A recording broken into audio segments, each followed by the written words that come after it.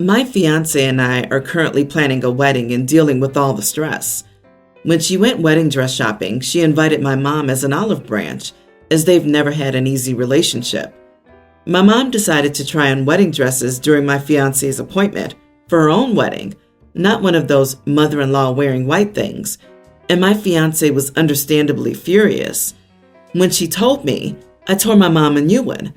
I told her if she pulled any more crap like that, she'd be uninvited. I told my fiance, who was very happy with how I handled it, so I thought we could move on. Then my cousin, who we're not close with and kind of a mean girl, asked my fiance what the fight was about because she had heard my mother's fiance saying he was done with us. My fiance told her, so she told her mom, who told everyone.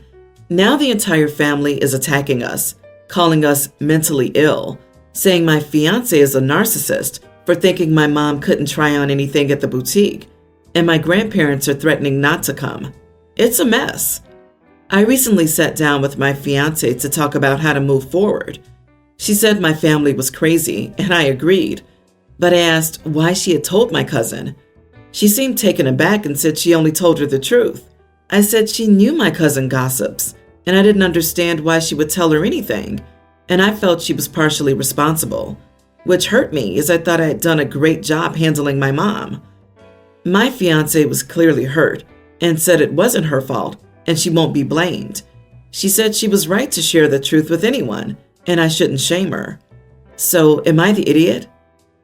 Funny how the person who was upstaged, insulted, and accused is not allowed to defend herself with the truth.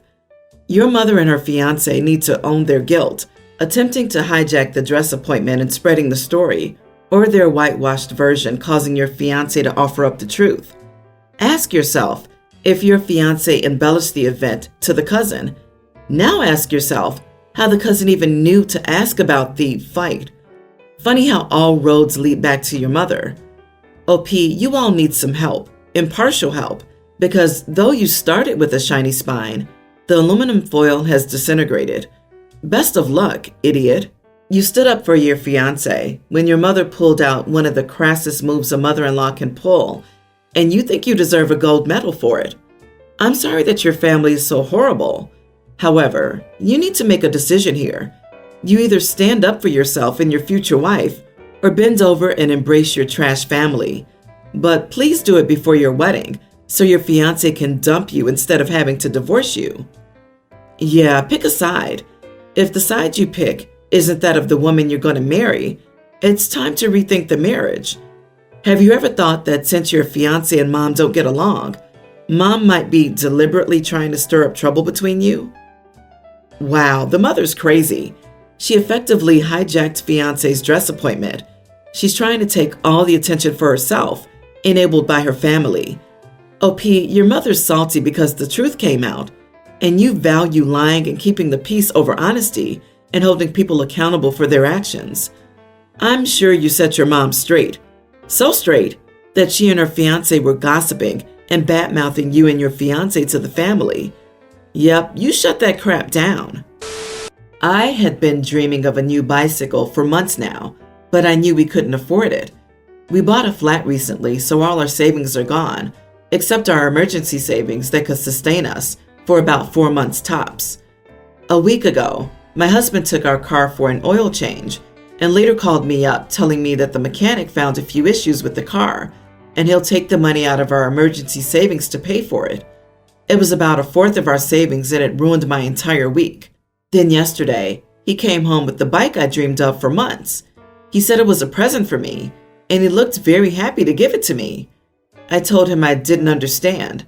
We don't have the money for it. And he told me that the car didn't actually need work done the previous week. It was just an excuse to get the money from our savings without me getting suspicious and ruining the surprise. I got kind of freaked out and told him he needs to return the bike immediately and get the money back. I told him this was a terrible present and he shouldn't have lied to me and made me worried about our finances. He looked really sad, said he just wanted to surprise me and I deserved the bike after the stress of the past months. When I vented to my friends about it, they were all like, "Aw, so sweet. Where can I find a man like that?" They said I should have been thankful and I should apologize to my husband. I don't think I overreacted, but all my friends are saying that I was in the wrong, and it made me wonder, am I the idiot? Honey, I gifted you with something with your own money. People like your husband are annoying. They bring you down and make you feel crappy for a while, just so they can swoop in and be the hero to a problem they created. Not the idiot. So you're low on cash, and your partner lies to you to take a huge chunk of money out of your shared emergency fund to buy you something you want, but that's superfluous, and he thinks it's sweet. I mean, it would be sweet if he got a side job to get the cash. The way he did it, it stinks. You are the idiot for your outward reaction. I totally understand you being upset, but it's obvious he was trying to do something nice, whether he missed the mark or not. It would have been better to calmly discuss that you're very stressed about money and are not comfortable with spending emergency funds on a bike, but also show appreciation, how we tried to do something sweet for you. Thanks for buying me something with my own money when we couldn't afford it. Yeah, no. One of the best ways of being intimate with your spouse is to share your feelings. If he wanted to surprise you with an expensive gift, he could have found other means to fund it. He could have sold things that belong to him that he no longer wants.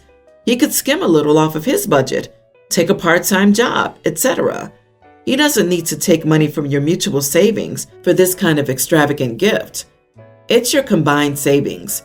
He basically bought you a gift with your security money that you both own without consulting you, and by lying about a necessary expenditure, the car, to buy something to make himself feel better. The worst part in my eyes is that he doesn't know his wife. They aren't dating, they're married, and knowing financial priorities and boundaries is a must if they share finances. This is like buying flowers for your wife, forgetting that she's allergic, and being mad at her. Yikes. I, 28 female, am a mom of 2 kids, a preteen girl and a very young boy. Their dad is my ex, and he and I ended things when I was pregnant with our son because he cheated on me with a friend to whom he's now married. Even though the situation kinda sucks, I try my best to be civil for the sake of my children. My daughter's been asking for a superhero-themed room for a while now, so I slowly saved up and worked on a few DIY projects so that I could give her one. I managed to get one of those race car beds for a reasonable price and painted it to make it look like the Batmobile. Next, I bought some stickers and posters on the walls, new curtain sheets, drawer knobs, and shelves to hold all her comics, etc. While she was at school the other day, I got it all assembled in her room, so she came home to a surprise. She was so happy and excited about it that I guess she ended up telling her dad when she and her brother were at his house for the weekend. After that, my ex called me and asked if I had given our son's room a makeover too. Then he got upset when I said that I hadn't. He said that giving our daughter a new room while not doing the same for our son was completely unfair, and it looked like I was showing favoritism. I tried to explain that I only redid her room because she asked me to do it a while ago, and I saved up to be able to make it happen. If my son had asked for a new room, I would have done it for him too. He still insisted that I was a bad mom for decorating one kid's room and not the other, and that even if our children didn't ask for it, I should have done it anyway. I said that if he really wanted to make it even, he could contribute money for our son to get his room redone too. He then told me that decorating my house isn't his responsibility, and that he thinks I'm doing more for our daughter because I probably still have some emotional issues from the breakup when I was pregnant with our son, so I'm taking it out on him. I told him I'd work on our son's room while the kids were at his place until Sunday evening, and then I hung up.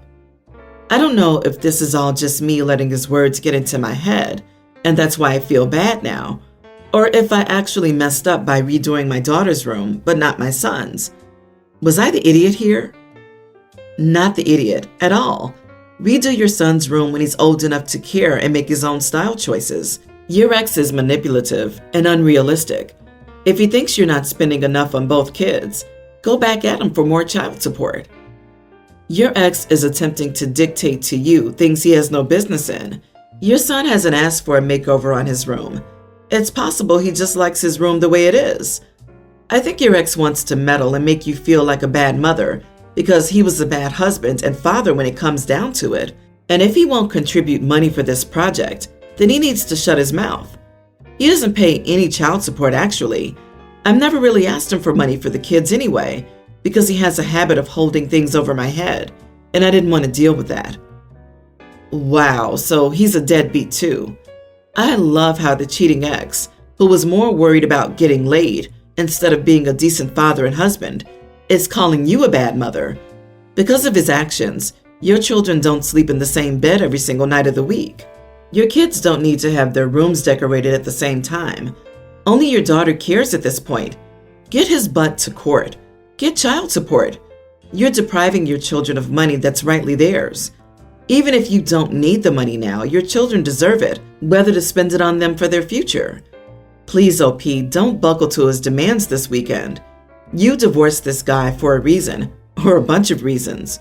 And one of the big benefits of divorce is you now get to tell him to screw off whenever he tries to tell you what to do. He needs to learn that bullying and manipulating you doesn't work, or he'll simply escalate. Stand your ground. I recently kicked my sister out of our home for the way she reacted to a photo of my husband and his first wife.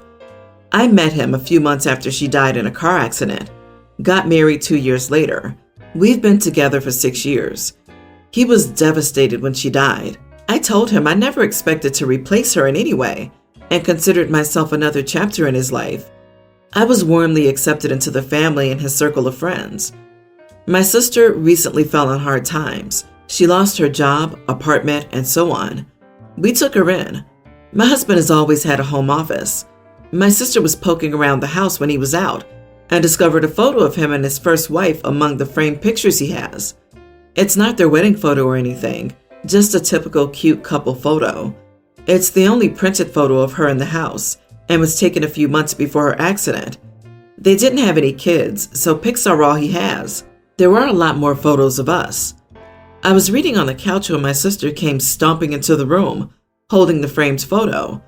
She angrily asked, "Why do you let him keep a photo of his ex in your house?" I replied, "First, it's our house. And second, she's not an ex. She died in an accident and was his wife for 8 years. She was a huge part of his life. He keeps that one photo out." She replied, "An ex is anyone you've slept with who's not in the picture anymore." Me, "That's not how it works. She died." Sis, "Doesn't matter. So what if she got pasted by a truck? An ex is an ex. You shouldn't be letting him keep any pictures." Me, "You're being extremely disrespectful to me and my husband right now. You're a guest in this house. Walk back those comments and apologize now."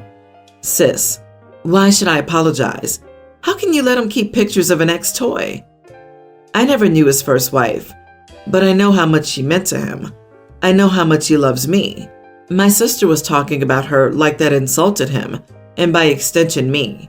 Not to mention how disrespectful she was being to a poor woman who died young. I said, "Get your crap and leave." I didn't care that it was winter, or that she didn't have anywhere else to go, or any money. She had been beyond disrespectful to my husband and me, over a single small photo. Me, "If you're worried about sleeping in your car this winter, you should have thought of that before insulting the people sheltering you." I made sure she was gone before my husband even got home. He was shocked when I told him what had happened, since he'd always had a polite, neutral relationship with her. He thanked me for having his back. I got a call from my mom, telling me it was my responsibility to take care of my sister. I laughed and hung up. I've been asked by a few people how I could destroy my relationship with my sister over this. I've replied that she was the one who did so. Am I the idiot for how I handled this? Not the idiot. You didn't kick her out over a photo. You kicked her out for being disrespectful, rude, and inconsiderate. You're right about your husband's late wife. She's not an ex, and nor is she a toy. She was your husband's wife. To say she was a toy was purely disrespectful to the poor woman's memory. What does your sister expect your husband to forget about his late wife? They didn't break up. One of them died. It's not an ex situation. As you said, you're a new chapter. That doesn't mean you burn the old chapter. It's okay to appreciate the present while appreciating the past. You did the right thing. Well, clearly, if he was serious about her, they would have had kids in the 8 years they were together. I wanted to say I'm kidding, but a lot of people are grossly disrespectful of the seriousness of a couple without children. So I can totally imagine that that is actually it, that she was just a toy because they weren't successful at having children or didn't want them yet or whatever. It's twisted logic, but I can understand why the sister said it now. Maybe she also has the hots for her brother-in-law and is trying to create conflict between her sister and her husband. On the other hand, maybe she's just a regular idiot. Either way, it's well-deserved that she got kicked out of the house. I, 35 male, and my wife, 33, are currently expecting our first child in a few months. I live in chronic pain due to a slew of health issues. I also work a job where I'm on my feet constantly. I can't get a new job right now due to personal reasons, but I plan to as soon as possible. My wife quit her job right after we found out we were expecting. We always planned this. The problem is, she's gotten really lazy. I understand pregnancy's hard, but it's gotten to the point she won't even make food or clean the house sometimes. She's been whining and constantly complaining since the moment she took the test. She sounds like a child. I'm hungry, I'm sore, my head hurts, I'm sick, I can't go to the bathroom, etc. I understand these issues are normal during pregnancy, so I bit my tongue as much as it annoyed me. The second I'd get home every night, she'd want me to do something for her. She expected me to cook and clean as soon as I got home every night. The straw that broke the camel's back happened a couple of days ago. I had just gotten home from a 10-hour shift and had a flare-up. I just wanted to bathe and relax because I was in so much pain. I told her I'd had a terrible day and just to DoorDash something. I rarely let her do this because those fees are ridiculous, so I thought it'd be a treat, but she said that she can only eat home-cooked meals and that everything else makes her sick. This is where I might be the idiot. I yelled at her and told her I'd had the worst day and she needed to stop complaining and be an adult for once. She started crying. I immediately apologized over and over again, but she left anyway. A couple of hours later, my mother-in-law called me a misogynistic idiot and a slew of other names. I hung up because I didn't need that. Now the beans are spilled and all the women in our family are mad at me, and my wife still won't speak to me. So, am I the idiot? Everyone's the idiot. I lived with chronic pain and I've been pregnant, so I can't compare. And it sounds like neither one of you wants to be supportive. It's more of a competition of who has it worse. You need to come together and solve the problem as a team, the way you both agreed to do when you exchanged rings and said I do. Do the responsible adult thing and employ open, honest, direct, and respectful communication to figure out a way to get things done in a way that suits everyone's needs. He's in chronic pain, but has no choice but to work a 10-hour shift and then come home to cook and clean. In those 10 hours, she can't pull up a chair, do some dishes, throw the pasta in a pot and throw some clothes in a machine. Surely anyone in that state needs to see a doctor. Not the idiot OP. And I'm going to try to say this as gently as possible, but it doesn't sound like you two should be having a kid. He blows up seemingly without any attempt to communicate. One incident, and she runs to her mom, and her mom calls throwing insults. Yeah, it's only going to get worse all around once the baby arrives. Yikes.